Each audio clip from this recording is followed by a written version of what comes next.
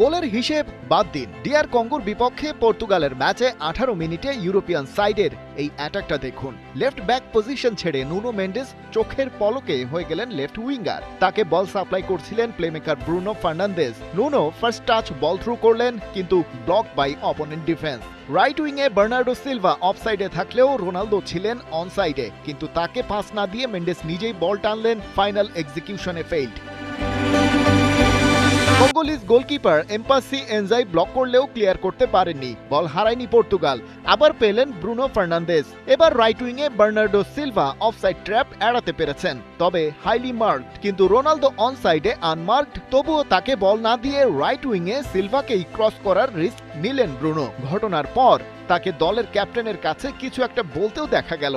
Second চান্সে বল লুফে নিতে পারতেন রোনালদো, তা না করে যেন দাঁড়িয়ে দাঁড়িয়ে দেখছিলেন নাটক।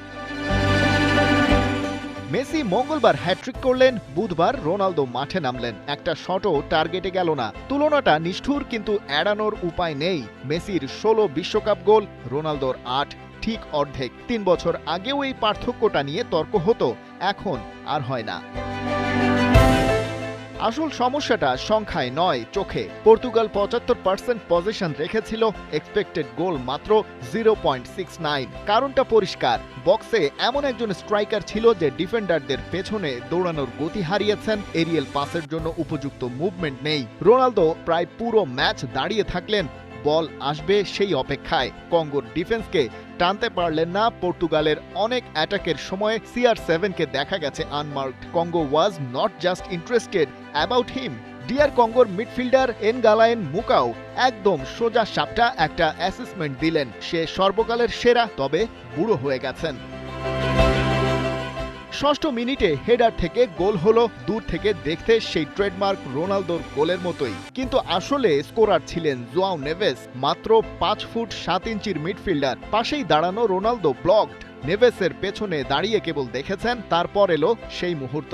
রোনালদো একটা ক্রস থেকে শট নিলেন এবং মিস, কিন্তু পেছনে ব্রুনো ফার্নান্দেজ ছিলেন ফাঁকায়, রেগে লাল। রোনালদো দেখলেন না বা দেখতে চাইলেন না। মার্টিনেজ তুলে নিলেন বার্নার্ডো সিলভাকে, পেদ্রো নেতোকেও। 70 মিনিটে গঞ্জালো রামোস এলেন, কিন্তু তাকে জায়গা দিতে বের হলেন ভিতিনিয়া, রোনালদো নন। ইউরো 2024-এ 5 ম্যাচে মাত্র একবার রোনালদোকে বদলি করিয়েছেন মার্টিনেজ। এবার সেই একই প্যাটার্ন, রামোস, লেয়াও, কনসেইসাস এলেন। এরা গতি আনলেন, ড্রিবল করলেন, প্রাণ ফেরানোর চেষ্টা করলেন। ফার্নান্দেজ তার সামনে হাই স্পিড রানার পেলে অন্য মানুষ হয়ে যান। সিলভা কুইক কম্বিনেশন খোঁজেন, রোনালদোর সাথে এই ফুটবলটা স্রেফ হয় না। আরেকটা ঘটনার সাথে সবকিছুর একটা অদ্ভুত যোগসূত্র আছে। আয়ারল্যান্ডের বিপক্ষে লাল কার্ড দেখার পর রোনালদো এই ম্যাচ খেলছেন। সাসপেনশন আসার কথা ছিল, কিন্তু তা স্থগিত হয়ে আছে। যদি নিষিদ্ধ থাকতেন, পর্তুগালকে বাধ্য হয়ে অন্য স্ট্রাইকার, অন্য সিস্টেম খুঁজতে হতো, আর সেই পর্তুগাল হয়তো কঙ্গোকে হারাতে পারত।